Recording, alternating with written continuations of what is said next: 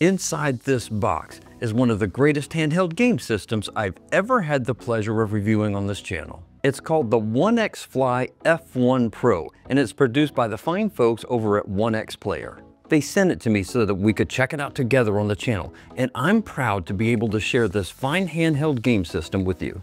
First up, let's get the OneXFly F1 Pro unboxed. It comes thoughtfully packaged, and it's well protected for its journey from OneXPlayer to its new owner. Get that protective padding out of the way, and the OneXFly F1 Pro is waiting inside, wrapped in its protective sheath. Slide that off to the side, and the OneXFly F1 Pro is finally revealed. I noticed right away how high quality the controls are on this handheld. For example, it has Hall effect thumbsticks on both the left and right side.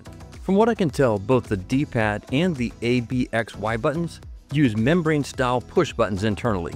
They feel fantastic, and they have the right amount of travel to make them comfortable to use. On the top, there's Hall effect left and right triggers, and both the left shoulder button and the right shoulder button are micro switch activated.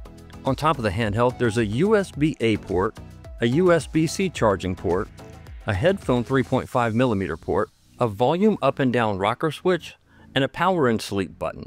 On the bottom, there are two open ports for the downward firing Harman speakers, a USB-C port that can serve for both data and for video output, a micro SD card slot for adding additional detachable storage, and the serial number information for the unit. Also included in the box is a braided USB-C charging cable and a USB-C power supply. When you first turn it on, you're greeted with what I think is the best looking OLED display on any handheld game system available on the market. It features a 7-inch 1080p OLED display that can run at a maximum of 144 Hz. Looking at this OLED display recorded through a camera just doesn't show exactly how inky the blacks are and how vibrant and bright the colors are. This thing can literally hit eye-searing levels of brightness, and since it doesn't concern itself with automatic brightness levels, it stays at its peak brightness all the time, which just looks amazing. So we can take a look at the other internal specs. I'm going to go ahead and connect this handheld to a USB-C to HDMI adapter and then record it using my Elgato 4K60S Plus recorder. We'll switch back to the external display in just a moment. This is an AMD-based handheld, so I have the AMD Adrenalin Edition software open. If you take a look at the bottom right area of this software, you'll see that this handheld features one of the newest chips from AMD called the Ryzen AI 9 HX370.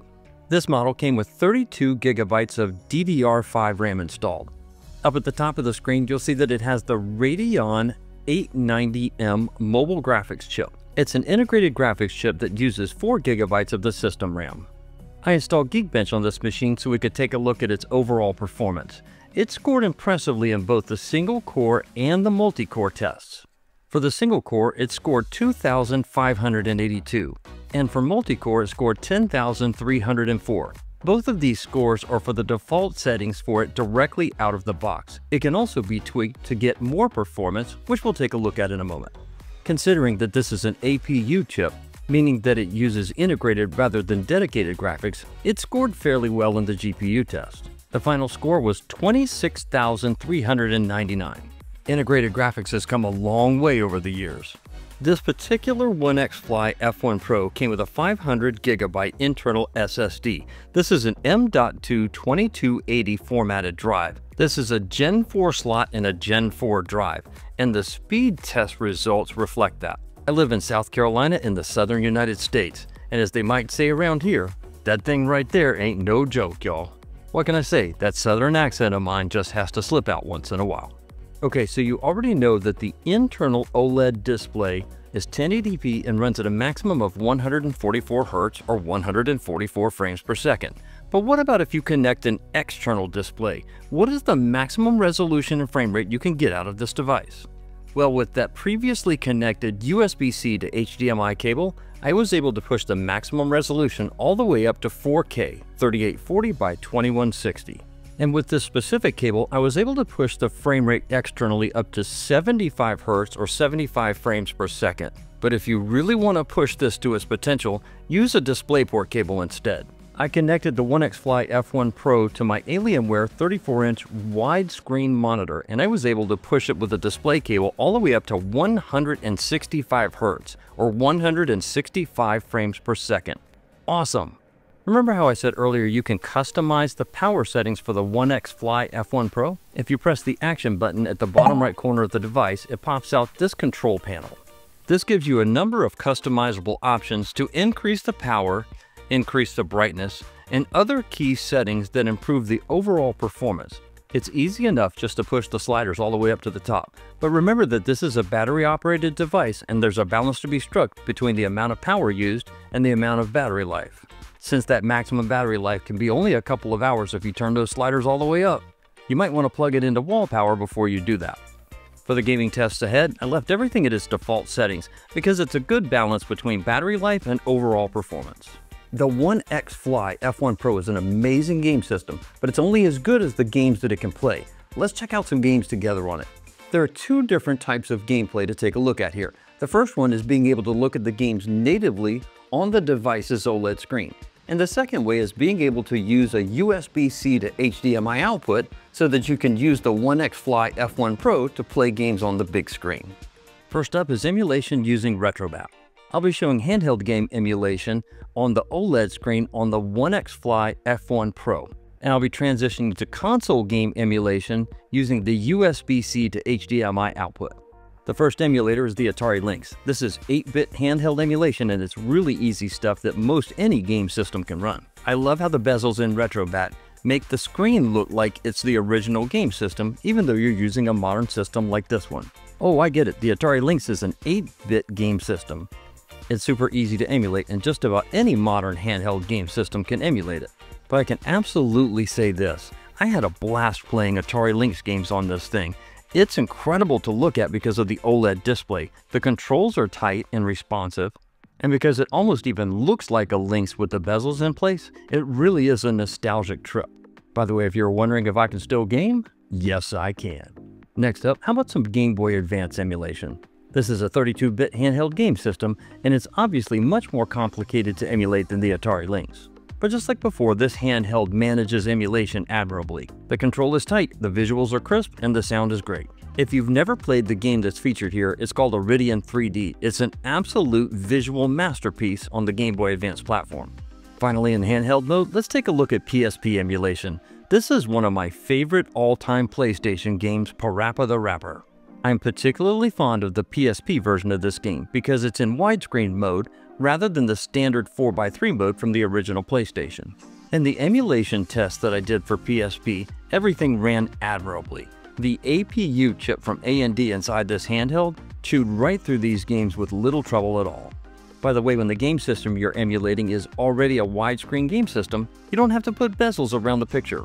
The PSP truly was an extraordinary handheld game system, and once you view it on an OLED screen like this one, you may never go back to the original hardware. Okay, you might, but it still looks awesome here. Okay, here's the OneXFly F1 Pro hooked up over USB-C to HDMI.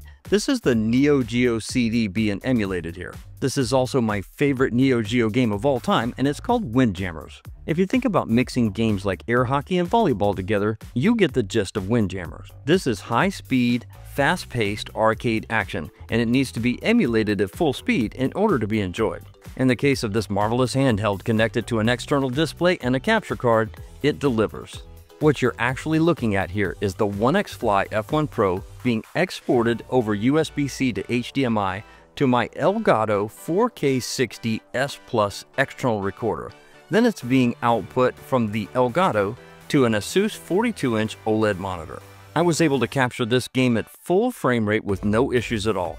And let me just say, winning at this game over the computer is so nice. Next on the list is another 32-bit game system that's notoriously difficult to emulate, the Sega Saturn. I don't know if it's the old school in me, but I just love the original Rodent Track Presents the Need for Speed game. It's the very first entry in the series, and it's a blast. A difficult system to emulate indeed. Take a look at this. If you look right here, as soon as my car came into contact with other cars, the emulation immediately hiccuped. Here's the thing though, I'm not entirely sure whether to attribute this to the hardware or the emulation itself. I don't see this behavior on original Saturn hardware, And I did test this across several different emulators for the Saturn and RetroBat. My guess is hiccups like this are resolved, 1, when the emulation is updated, and 2, if the hardware being used has a dedicated GPU rather than an integrated one. Hiccups aside, most of the Saturn games I tested were absolutely playable. I put this game in here specifically because of the challenges it had on this device. I'd still call Saturn emulation completely doable on the OneXFly F1 Pro, and it's completely possible that these kind of hiccups can be eliminated out of Saturn emulation through tweaking both the device itself and the emulator setting. Here's a 64-bit game system also from Sega, the Sega Dreamcast. You know how sometimes you can really enjoy a game but not be the world's greatest at it? NFL Blitz is one of those games for me. I also like this as a test game because it has very fast-paced arcade action. Start dropping frames here and things won't be very fun. But in this case, it was able to emulate the Sega Dreamcast exceptionally well. The Sega Dreamcast is one of those game systems that's enjoyed a huge renaissance after its original life on the retail shelves. Being able to play the Sega Dreamcast on a handheld system like this, both with its gorgeous OLED and its ability to output full 60 frame per second Dreamcast video, is literally the best of both worlds. Now I just have to take the time to brush up on my NFL Blitz skills. Well, either way, it's still fun dogpiling on these pixel players once the plays are over. Okay, time to move on to some modern gaming. This is Xbox Game Pass, and this title's called Aliens: Dark Descent. This is my 19-year-old son Ryan playing the game on camera here. I've mentioned this before, but I think it bears repeating. I just can't express to you how beautiful the OLED screen looks when you see this handheld system in person. Some of the beauty of this OLED display has kind of been stripped out here on YouTube because this video has actually been uploaded and processed in standard dynamic range rather than high dynamic range. But when you see this display in person, it absolutely sizzles. It's eye-searingly bright stuff, and it's absolutely gorgeous.